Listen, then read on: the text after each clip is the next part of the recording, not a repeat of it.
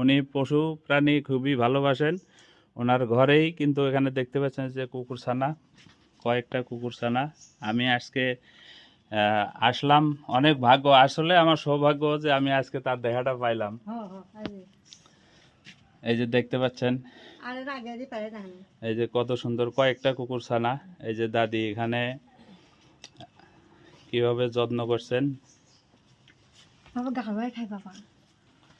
এই যে আমার দাদি।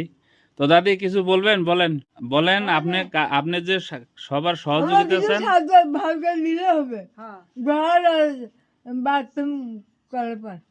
আচ্ছা ঠিক আছে, আপনার জন্য সবারই, আমরা যখন মানুষ অবশ্যই আমরা মানুষ হয়ে মানুষের পাশে দাঁড়াবো। অসহায়ের পাশে দাঁড়ালেও আল্লাহ খুশি হন, এবং আমাদের আল্লাহকে খুশি করাই হচ্ছে প্রথম ধাপ, এবং এটাই প্রধান স্তর। হ্যাঁ, আর এগুলো ওনার খুবই ভালোবাসার জিনিস।